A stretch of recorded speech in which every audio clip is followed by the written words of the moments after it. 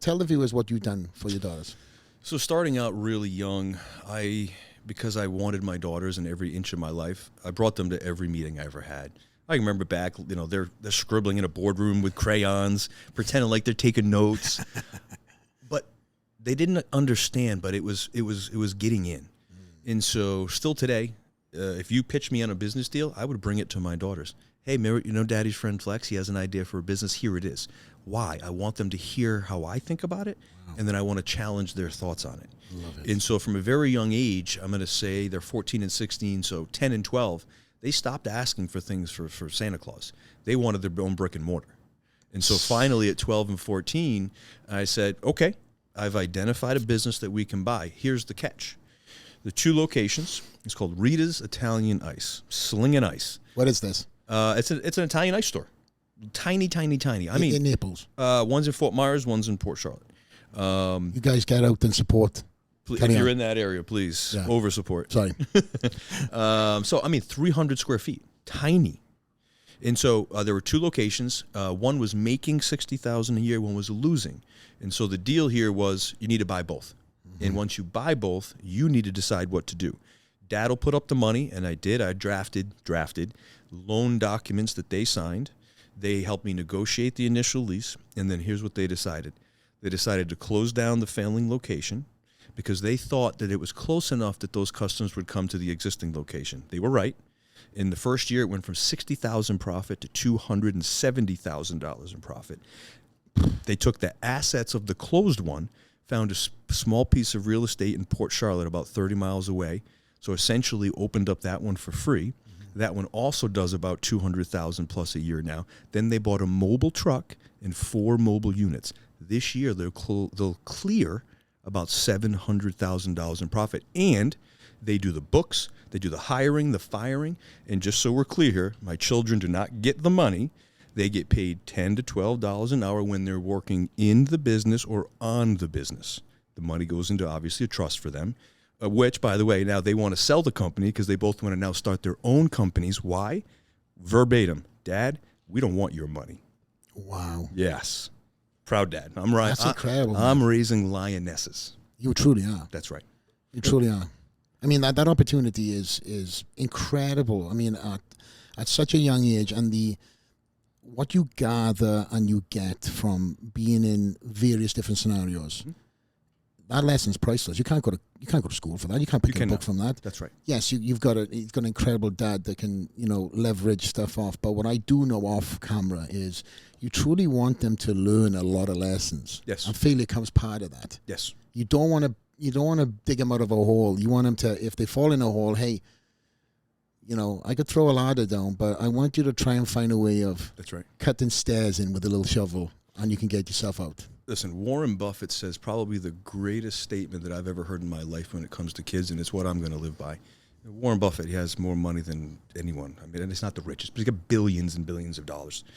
And he said, I want to give my kids enough to do anything, but not so much to do nothing.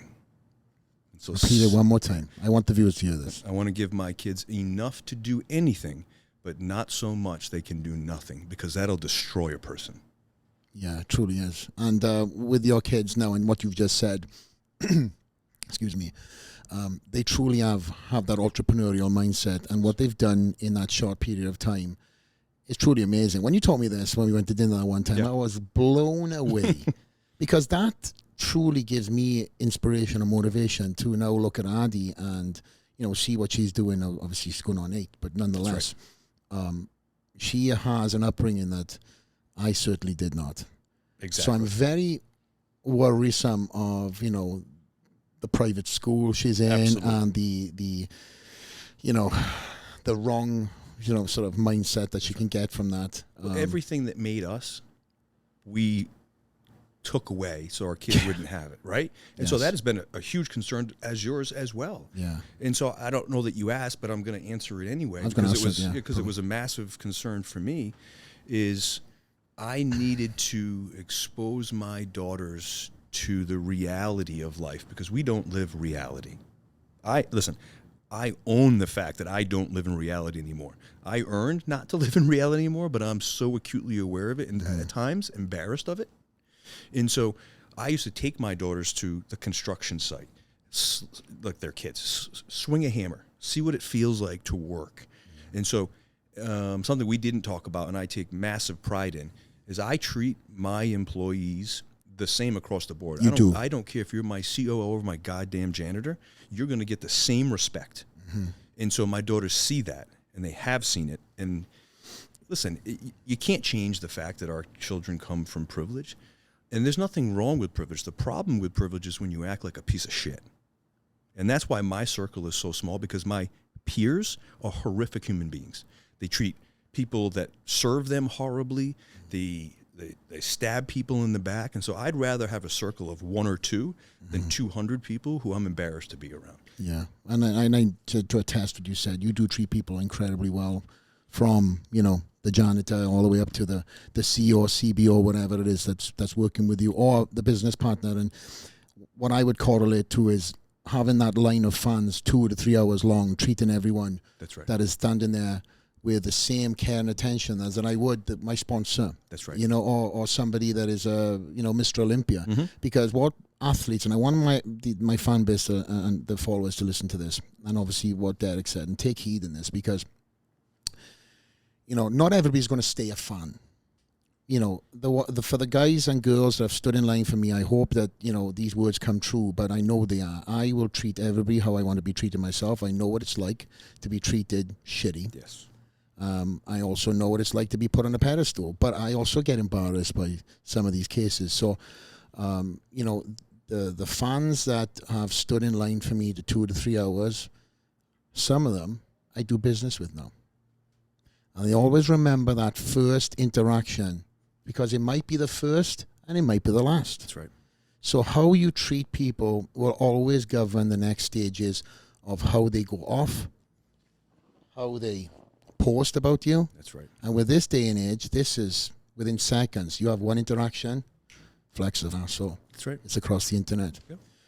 And with you, it's the same thing. Obviously the fan base is exchanged with your day-to-day people that you meet, and you're not trying to flash and flex and say, I'm this guy and Right. I make this much money, I don't talk to you anymore, because you know what it's like to be that guy and this guy.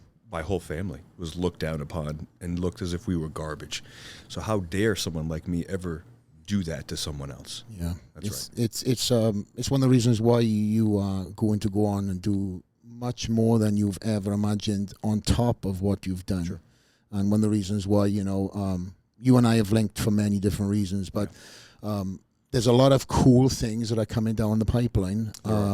Things that, me and you might be involved with too, which I'd love to get you back on in the future, because as I said at the beginning of the podcast, I was waiting for this one to be finished, but Derek was like, no, you got to get me on right now. So I'm coming. I know. I'm coming. I know. But is there anything that you want to kind of wrap up the podcast with and talk about?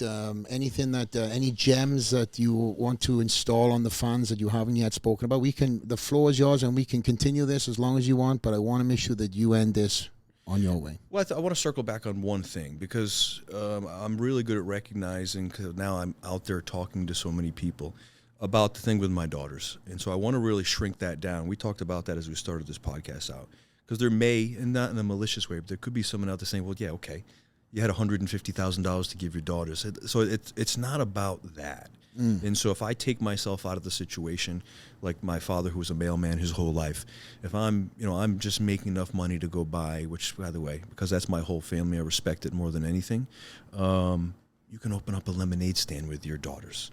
So it's not about the size of what's being done. It's about the effort that's being put in. And listen, that's not just about my daughters.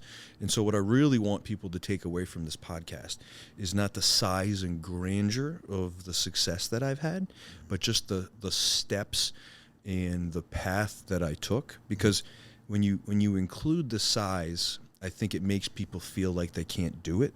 So cut that shit out.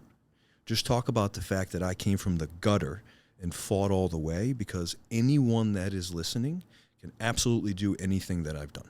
Yeah. Thank you for watching this segment. Check out the full interview on iTunes, Spotify, or YouTube. Help us by subscribing, leave a like, comment, or a positive review. Click this to see what YouTube recommends. and this to see the full interview. See you on the next one. Out.